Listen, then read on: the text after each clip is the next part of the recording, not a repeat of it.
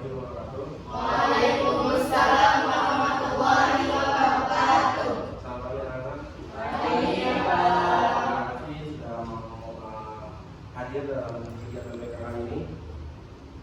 Pada hari ini sesuai dengan perjanjian kita bersama, hari ini kita akan melakukan layanan bimbingan kelompok. Sebelum itu ada yang mau layanan bimbingan kelompok belum? Oke. Sebelum kita lanjut ke layanan kita hari ini, alangkah baiknya kita berdoa untuk kita masing-masing berdoa dulu.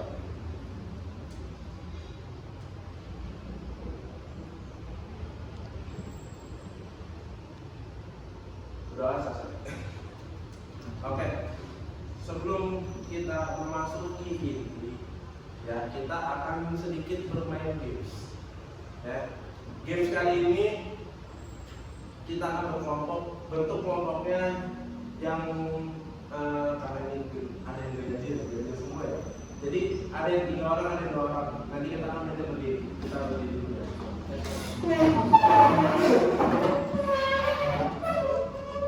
Jadi permainannya, kalian sudah siapkan barang belum? Oke, satu kelompok siapkan satu barang. Nanti kita akan main namanya pundak lutut sikap. Nah, pundak nanti kita ngomong pundak ini. Kalau kamu ngomong pundak, nanti kalian pegang ini. Kalau lutut kalian pegang ini. Kalau benar ada dalam kata-kata kejadian. Nah, kalau sikap, cepet-cepetan kalian mengambil pulpen ini. Dari 3 orang ini kalian harus cepetan. Yang nggak berhasil mengambil pulpen ini dengan cepat akan dapat hukuman nyanyi kalau ada 5. Oke, di depan ya. Oke. Kita tes dulu ya. Fokus ya, tes dulu ya. Tes dulu ya, fokus ya. Pundak, lutut, lutut, pundak, pundak, lutut, lutut, pundak, pundak, pundak, sikap. Nah, ini tester ya. Jadi kalian akan mendapatkan pulpen tersebut. Nanti kakak, kalau kalian tidak berhasil, 2 orang atau 1 orang tidak berhasil, maju ke depan. Nanti kalau lupa ada 5 di depan. Oke? Oke, sekarang langsung uji tesnya. Oke? Lutut, pundak, lutut, pundak, pundak, lutut, lutut, pundak, pundak, tegak dong, pundak, lutut, pundak, sikap.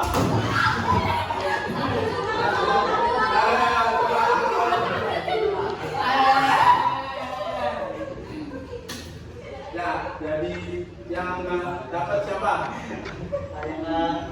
Yang dapat siapa? Oke, sekarang diuji lagi. Yang berhasil akan minggir dulu sebentar. Kelompoknya sama kita juga, pulpennya jadi hanya ada 2. Jadi pulpennya ada 2. Jadi di sini cuma ada 2, yang dimana kalau kalian tidak berhasil mendapatkan pulpennya, maka kalian akan jadi ada 5 di depan. Jangan dibawa. Dimulai dari sekarang. Pundak, pundak, lutut, pundak, lutut, pundak, lutut, si lutut.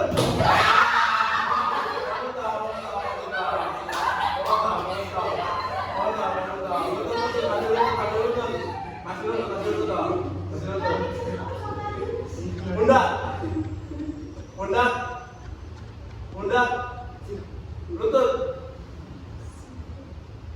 pundak, sikap. Oke, siapa yang silakan berada di Ya bertiga. Silakan ganti. Karena ini mau kembali ya. Jangan yang sebenarnya dulu. Kita berdoa teman-teman kita. Oke, siap. Ya kan nanti ya.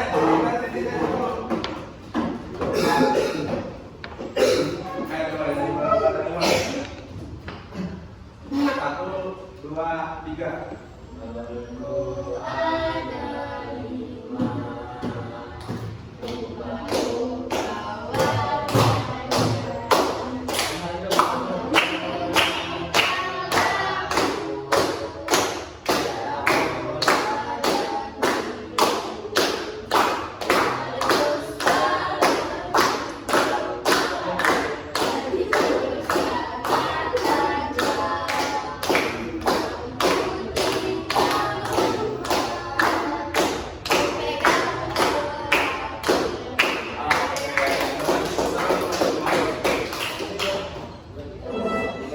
Iya, perkalian aja.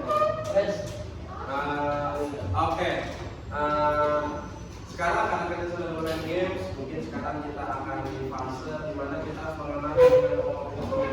Nah, karena tadi kalian pertama kali melakukan kegiatan bimbingan kelompok, guru BK-nya siapa kalau boleh tahu? Oke. Mungkin Kak Ica kalau melakukan bimbingan kelompok karena masih sendiri aja. Kak Ica. Jadi di sini kakak akan menjelaskan tentang bimbingan kelompok itu apa sih? Nah, di sini bimbingan kelompok itu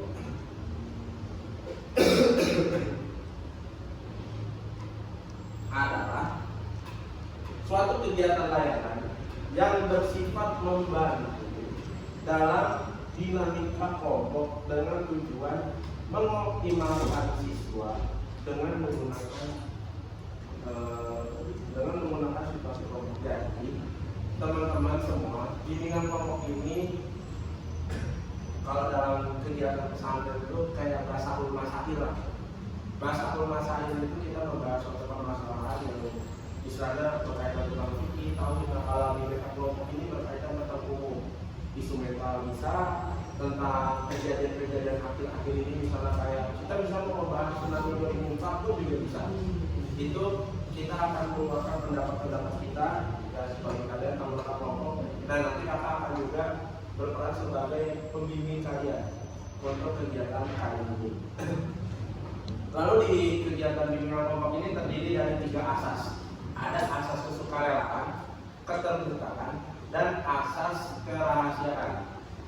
3 asas ini harus kalian pahami bahwa ada asas kesukarelaan, yaitu di mana kalian datang ke sini tanpa ada paksaan, betul? Tidak paksa malu, betul? Jadi itulah dinamakan asas kesukarelaan. Lalu yang kedua ada asas keterbukaan. Nah, bagi siapapun kalian harus terbuka. Misalnya contoh, misalnya namanya siapa? Faras. Namanya Faras. Namanya Faras. Dia mempunyai masalah mental bullying. Dibahas dalam BK kelompok. Nah, si Faras harus menceritakan sedetail-detail secara terbuka terkait apa masalah yang dialami. Contoh mungkin dibully secara verbal, secara fisik, itu harus diceritakan detail di mana orangnya siapa. Kalau orang yang mau dikasih tahu mungkin dengan inisial boleh, dengan nama samaran juga boleh. Itu contoh ya, kita harus terbuka. Karena terbuka itu penting dalam proses bimbingan kelompok ini. Karena kalau kita tidak terbuka, kita tidak akan menemukan inti dari kegiatan bimbingan kelompok kali ini. Terus yang terakhir ada asas kerahasiaan. Penting nih. Biasanya kan kalau cewek-cewek di pasar itu kan suka gosip. Ketemu tukang sayur kan jadi ibu-ibu tuh jadi tukang gosip kan. Bapak-bapak juga tidak terkenal gosipnya. Mau di pos ronda pasti ngomongin orang. Sama. Makanya kita ya, kalau kita sudah mengikuti bimbingan kelompok, kita ada komitmen untuk menjaga segala kerahasiaan yang terjadi pada bimbingan kelompok kali ini, maupun dengan guru sekalipun, dengan khusus siswa-siswa lain. Khusus juga kalau orang tua ya boleh lah, kita akan ada pengalamannya juga di situ. Terus juga itu yang terakhir. Habis itu jadi Jadi habis ini kita akan melakukan kegiatan bimbingan kelompok. Sebelum itu kakak ingin perkenalkan diri dulu. Sekaligus kalian juga memperkenalkan diri kalian, usianya berapa dan juga cita-citanya ingin jadi apa. Dimulai dari kakak. Kakak bernama Ahmad Fadilah, usia 21 tahun. Bercita-cita ingin menjadi pemain sepak bola internasional. Itu saat masih kelas 6 SD, tapi nggak terwujud karena kakak pesantren. Lalu sekarang cita-cita kakak ingin menjadi seorang wirausaha. Coba dari saudara Faras silakan perkenalkan dirinya. Ya. Baik, kamu lagi dengerin. Perkenalkan, nama saya Muhammad Fajar Faras Fadilah. Usia saya 14 tahun. Cita-cita saya sekarang pengen menjadi seperti kakak pemain sepak bola. Oh, main sepak bola. Oke. Jadi harus itu cita-cita saya pemain sepak bola ya. Kalau boleh tahu idola sepak bolanya siapa? Lewat Messi. Oh, Ronaldo. Oke. Kalau sebelahnya boleh siapa?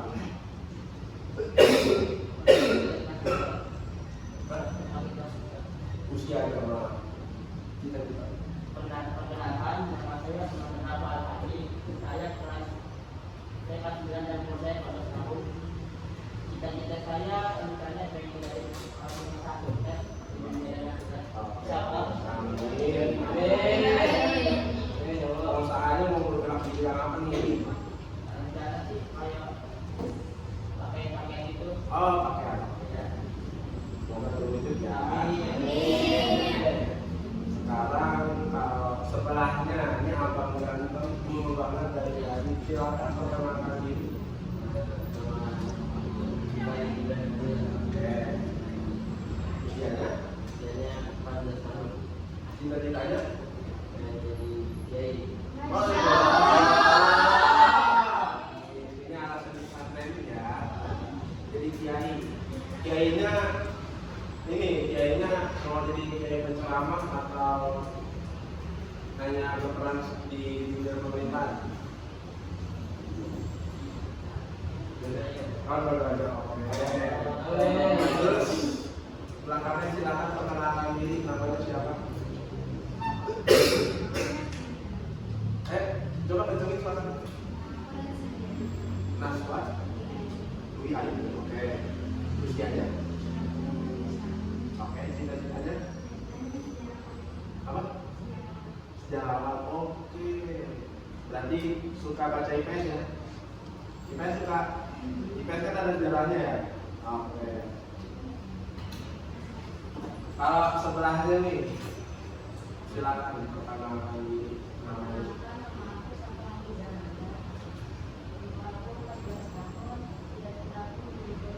Oh, guru apa nih?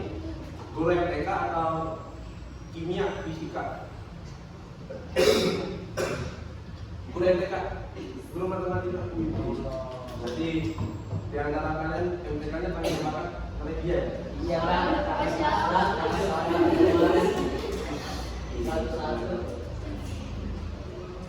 Semoga bisa terwujud ya. Ada namanya? Oke, silakan.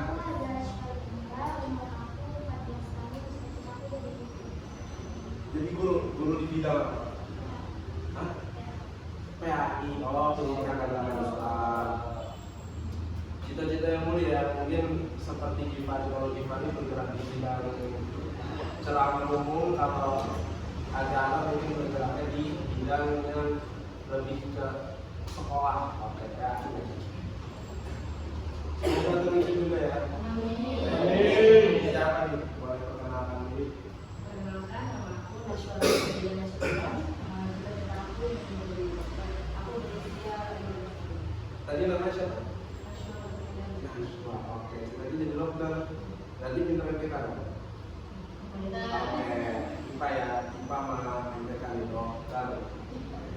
Semoga terwujud ya. Sekarang faktanya kembali lagi kakak bilang dokter itu sekarang minatnya dikit gitu, jadi cocok nih jadi bibit-bibit dokter semoga aja dulu ya. Jadi kalau operasi jantung jangan salah potong aja. Oke, silakan yang terakhir siapa nih, perkenalan diri dulu siapa namanya?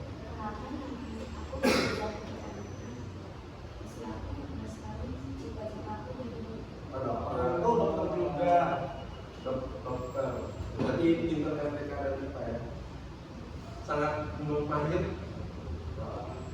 Semoga terwujud segala permasalahan. Oke. Ya, sekarang kita sudah perkenalan, sudah berbagai macam pendahuluan dan perkenalan. Sekarang kita masuk ke kegiatan ini. Kakak sudah mencatat nama dan usia serta juga cita-cita kalian di sini. Nah, kakak ingin menanyakan kepada semua siswa di sini, apa sih tantangan kalian dalam mewujudkan cita-cita kalian itu tantangannya? Coba dimulai dari KK dulu deh. Ini tantangannya apa untuk mewujudkan cita-cita kamu sebagai dokter?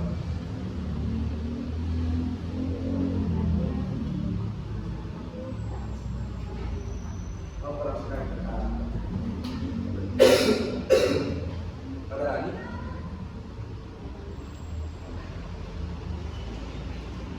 Udah itu aja. Kurang suka MTK. Ada yang mau berpendapat nggak terhadap KK? Permasalahan KK, dia kurang suka MTK. Ada yang mau berpendapat nggak? Dia kurang suka MTK nih untuk mewujudkan cita-citanya. Karena kan IPA pun juga dokter itu kan juga bukan MTK. Nah, bagi kamu ada saran atau hal yang harus bisa disampaikan kepada teman kalian yang bisa mewujudkan cita-cita tersebut dengan pandangan seperti itu? Coba yang mau berpendapat, siapa aja boleh? Siapa aja boleh nggak apa-apa? Oke, boleh Mas. Apa nih sarannya?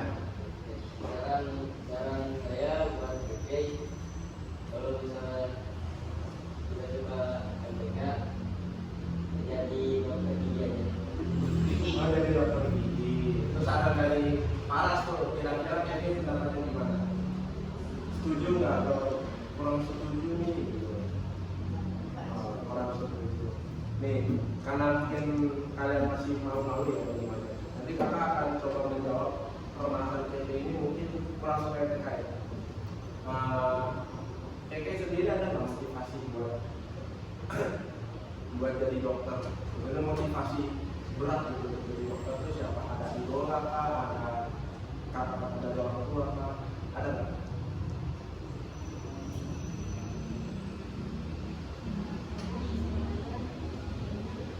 Oh, kayak gitu jadi dokter. Nah, karena Budi punya motivasi dari orang tua ada kaya sebagai dokter, dia itu bisa menjadi dorongan untuk itu untuk berpikir lagi belajar untuk ingat aja nih ada orang tua ada harapan ibu dan ayah yang harus diwujudkan, harusnya harus diwujudkan. Jadi itu bisa menjadi motivasi kamu untuk bisa belajar MTK dan mewujudkan tujuan dokter. Dan sebenarnya ada kok dokter-dokter yang mungkin tidak harus memiliki skill yang bagus, mungkin hanya hal-hal dasar dan mungkin hanya hal meningkat di bagian kimia atau biologi. Terus kita lanjut ya. Di sini ada dokter juga nih. Tantangannya apa?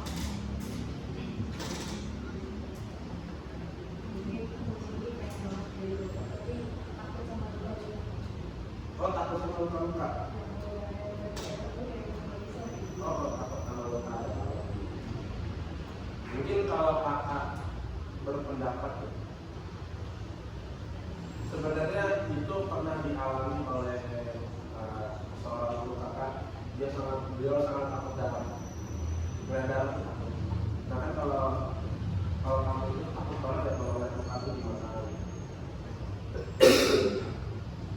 Namanya juga dokter seperti itu harus menangani itu. Cara menyembuhkannya itu kamu bisa nanti ke guru BK kamu kita treatment. Ada namanya treatment di mana tuh kita treatment dengan melihatnya secara langsung nanti berulang-ulang.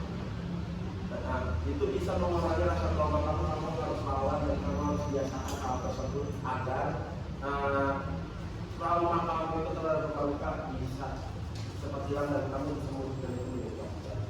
Seperti itu ya, teman-teman. Ini ada Siva sebagai guru PAI. Pantangannya apa sebagai guru PAI? Kurang fokus dalam belajar. Biasanya kurang fokusnya itu dalam belajar apa? Misalnya kayak kan PAI itu kan banyak hadis, Quran, tentang akhlak, tentang bagaimana cara sholat dan sebagainya. Itu paling susah utamanya. Semua oh sholat, kenapa susah? Materi sholat kenapa? Ada yang membuat kamu kesulitan nggak? Bab mana yang membuat kamu kesulitan? Bagian mana? Apakah kamu bagian prakteknya, teorinya, menjelaskan teorinya? Kamu menjelaskan teori. Oh berarti sebenarnya kamu ini pintar secara akademis, tapi mungkin susah ya untuk menerangkan kepada orang yang betul. Oke. Mungkin saran dari kakak untuk kamu, mungkin kamu bisa belajar storytelling public speaking. Mungkin kan di pondok pesantren ada ya namanya sejarah public speaking, atau yang disebut biasanya apa sih disebutnya di sini? Di sini warna lancar tidak masih jarang. Berarti sebenarnya kalau modal lancar itu sebagai ajang di mana kamu bisa mengembangkan potensi kamu sebagai guru. Terus juga selain itu kesulitan dalam menjelaskan materi itu kamu coba bisa membaca itu berulang-ulang kali teorinya dan pahaminya. Terus juga bisa belajar dengan guru yang di situ, guru yang ahli dalam bidang itu. Di sini yang ngajar PAI siapa? Bisa diajarin sama beliau. Ya, gimana? Ada mau teman lain? Sangat dimengerti. Oke, sekarang kita langsung pada guru yang mereka kita.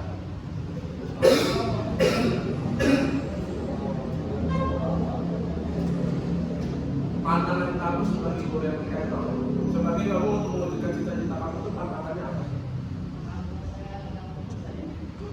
Orang tua saya, kan mendukung. Oh, jadi di sini fasenya di mana orang tua itu mendukung. Siapa tadi? Jadi nggak mendukung sampai ya sebagai guru. Kenapa nggak mendukung? Alasannya apa? Ada cita-cita lain kah yang orang kamu itu kepada kamu? Oh, menjadi seorang ahli penghafal Quran ya? Oke. Dan dong, oh rata-rata cewek kalau perempuan itu ekspektasinya dong. Berarti kamu dihadapi dengan beban ekspektasi orang tua kamu yang begitu tinggi dan sebenarnya itu bertolak belakang dengan cita-cita yang kamu inginkan. Sebenarnya kamu bisa mendiskusikan ini kepada orang tua kamu. Jadi sebenarnya gini, komunikasikan secara baik dengan orang tua kamu dengan bagaimana kamu tuh bisa loh mengumumkan cita-cita ini sebagai guru yang berkata. Dengan kamu membilang apa? Dengan kamu cerita dengan orang tua kamu pencapaian kamu terhadap TK kamu ini bu nilai saya adalah 90, minimal nilai saya adalah 96. Kasih tahu kalau kamu tuh bangga. Tapi sebenarnya saran sama orang kamu itu juga 30. Tapi itu jaminannya banyak, ada keuntungan profitnya juga banyak.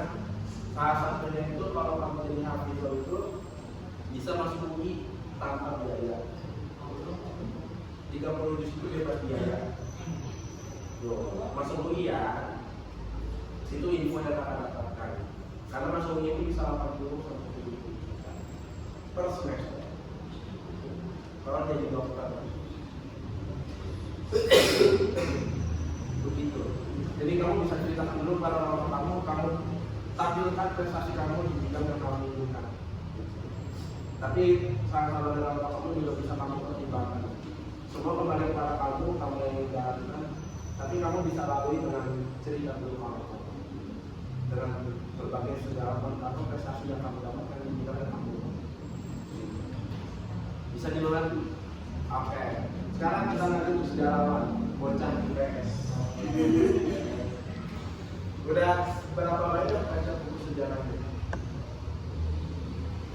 3 sejarah saja. Sejarah Belanda, apa lagi?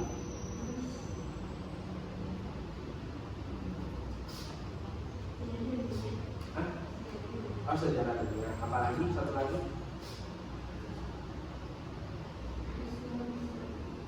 Peristiwa yang terjadi di mana, di dunia atau Indonesia? Indonesia. Pantangan kamu sebagai seorang yang ingin menjadi ahli sejarawan apa?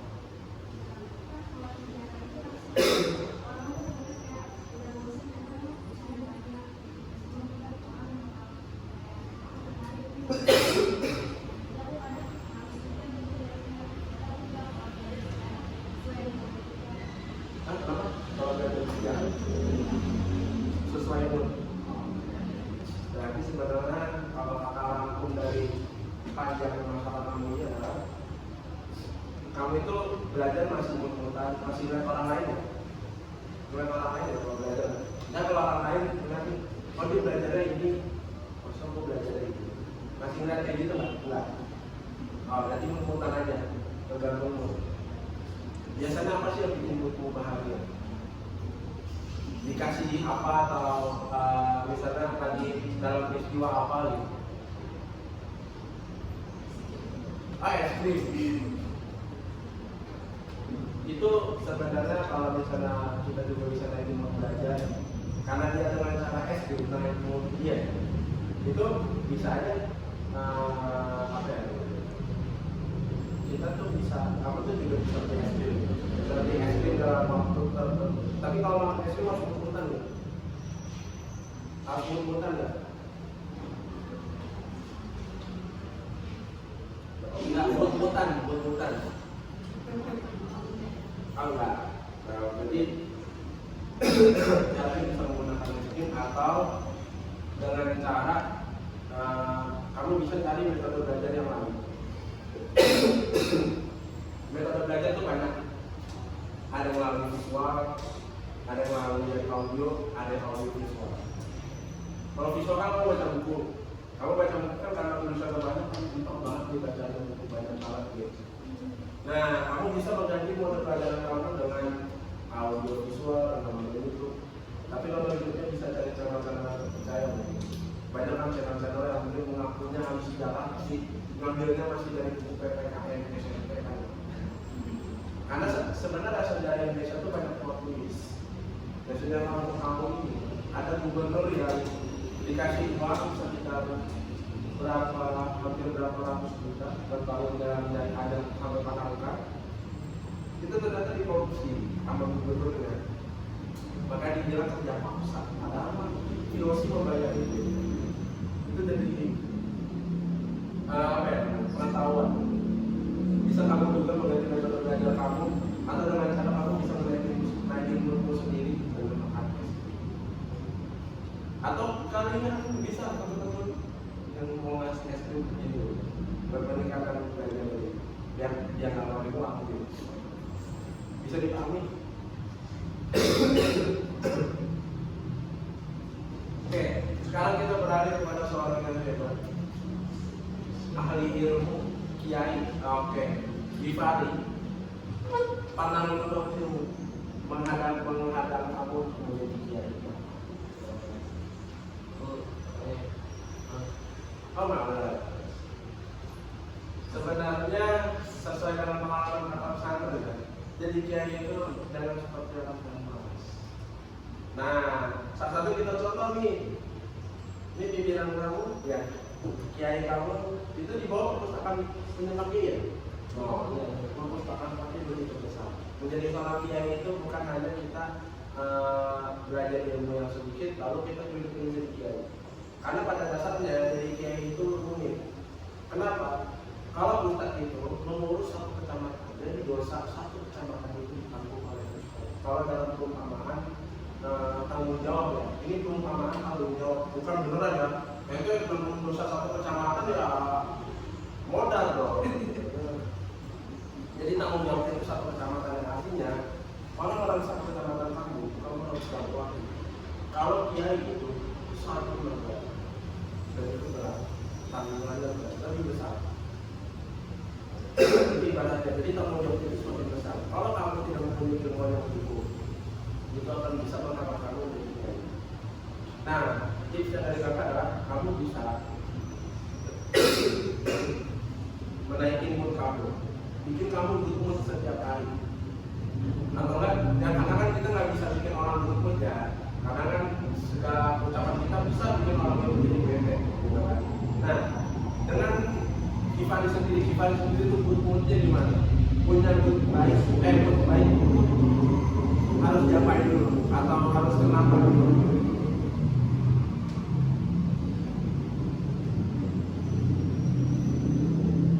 Misalnya kayak nontonin tidak saudara dulu atau main game sebentar dulu itu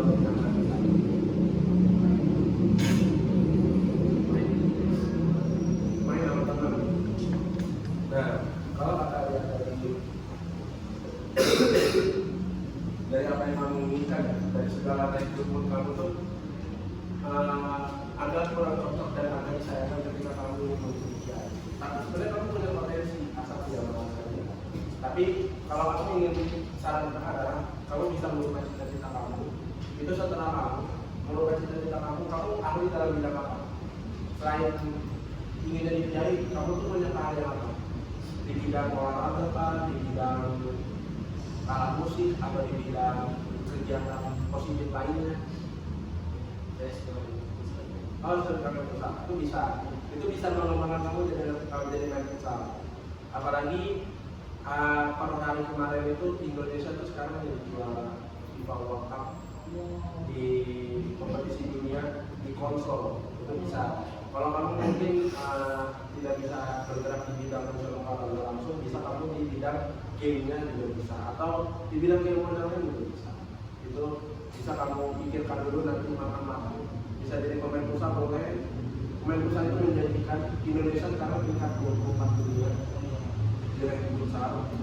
Lalu bisa masuk klub besar di Bekasi City punya Atta Halilintar. Terus bisa dipahami, gimana? Bisa. Oke. Sekarang kita tanya kepada pengusaha sukses. Ya, ini pengusaha kaya ya. Ini cita-cita kamu apa sih yang membuat kamu apa sih pantangan kamu untuk menjadi seorang pengusaha kaya? Kalau menurut itu pandangan saya itu kan kalau misalnya kan ada pakaian kita itu tadi kita kayak gitu. Saya bingung pengen nanya yang gitu, kayak bisa nyarain gitu, bingung gitu sendiri dan lebih baik bagus. Oh, itu konsep sendiri. Ya. Oh, jadi ini melawan arus tren ya? Ya betul. Jadi kalau dalam pemasaran yang kita pahami, seorang itu berjualan harusnya memenuhi tren. Kita harus mengikuti tren yang ada. Contoh mungkin sekarang trennya lagi tren lagu APT. Karena lagi tren tuh lagu APT. Maka seorang juga mau dengar lagu APT. Nah, kalau kamu ingin melawan arus, itu harus ada risiko tinggi yang kamu harus terima. Salah satunya itu adalah kamu apakah bisa merusak tren yang sudah dibuat, atau kamu malah hancur sendiri gara-gara tren itu terus menguat. Jadi ada dua opsi, resiko itu besar, dan resiko itu 80%, 20%. 80% kamu hancur, 20% kamu berhasil merusak tren. Tergantung apa tren yang kamu miliki. Dan kamu harus bisa mengenal karena sekarang itu sifat dan bikinannya, kesukaan dia yang apa dengan segi model pakaian. Jadi kamu harus mengembangkan setiap pakaian kamu dan itu kamu harus belajar banyak-banyak di belajar. Semua dari apa yang kamu omongin kamu harus banyak-banyak belajar. Karena kalau kamu nggak belajar dari pengalaman, kamu nggak bakal tahu sisi dalam atau sisi buruk yang kamu alami saat kamu merintis usaha tersebut. Bisa dipahami ya? Oh, oke. Ini terakhir ya. Seorang pemain sepak bola, cita-citanya pemain sepak bola, legendaris. Idolanya Ronaldo. Kalau idola kakak Cristiano Ronaldo. Jadi karena idola kamu Ronaldo, berarti kamu inginnya di posisi apa bermainnya? Saat kamu ingin cita-cita kamu terwujud nih, kamu ingin posisi apa yang kamu ingin mainkan? Sayang kanan. Oke, berarti kamu ingin seorang yang seperti menyuplai bola ya, untuk striker ya. Oke. Tapi apa sih kendala kamu dalam mewujudkan impian kamu menjadi sepak bola? Sebelumnya kan main bola SSB? Oh belum. Apa sih pandangan? Pondok itu pandangan kamu agak produktif ya, menimbulkan pertanyaan yang agak mendalam. Gara-gara pondok, emang di pondok tidak ada SSB, ada sekolah bola ini nggak ada? Oh perusahaan. Tapi sebenarnya perusahaan itu menghambat kamu buat kamu bertanding, menghambat. Kenapa perusahaan itu menghambat kamu? Kan sama bola. Jadi itu lebih kreatif di bermain sepak bola. Oke, coba lebih bilang lagi, lebih rasanya coba. Karena saya itu lebih terbang, saya main bola bukan main bola. Sebenarnya ya mungkin secara gameplay juga berbeda ya, secara cara bermain juga berbeda. Mungkin saran kakak buat kamu mungkin kamu bisa ikut SSB untuk pondok. Karena ada pemain bola yang telah belajar sepak bola, dia dari umur 12 tahun. Namanya Diego Forlan. Dia dari umur 6 sampai 12 tahun dia menekuni tenis. Tiba-tiba pindah cabang olahraga ke sepak bola. Tapi dia jadi legenda dalam dunia sepak bola. Itu bisa menjadi motivasi kamu. Kamu bisa nanti ke SMA jadi SSB di mana di lokal atau kalau kamu misalnya keinginan mondok lagi, carilah pondok yang ada sepak bola. Contoh Gontor, Gontor itu ada sepak bola. Ada di mana ada lapangan sepak bola di dalam dan ada stadion. Dan kamu bisa bermain di sana. Kamu bisa bertanya sama alumni di sini ya. Kalau di sini ada yang alumni baru nggak? Ada. Oke. Bisa kamu tanyakan pengalaman mereka? Bagaimana sekolah di Gontor, bagaimana menang di Gontor, dan bagaimana berpotensi juga untuk bisa mengikut timnas atau ikut tim besar lainnya di Liga 1 ya, bisa dipahami? Oke, karena semua sudah selesai, di sini kakak mengambil kesimpulan bahwa segala minat karya-karya itu harus dihadapi serius mungkin. Karena segala tantangan apapun, kalau kalian bisa menghadapi dengan serius, bisa menghadapi dengan santai ya, jangan dengan berasa kusut. Karena kalau berasa kusut itu kita jadi ya, orang yang ilmunya tuh malah jadi salah gitu, malah jadi gak bener gitu. Apalagi kan sekarang banyak banget kasus-kasus yang kita nembak jaksa atau kita beli sarjana, itu yang dari dokter nih jangan begitu ya, tetap prakteknya ada praktek itu kan, jangan, itu tidak diperbolehkan. Oke, sebelum kita tutup, karena kita membuka tadi dalam doa, kita tutup kembali dalam doa dimulai.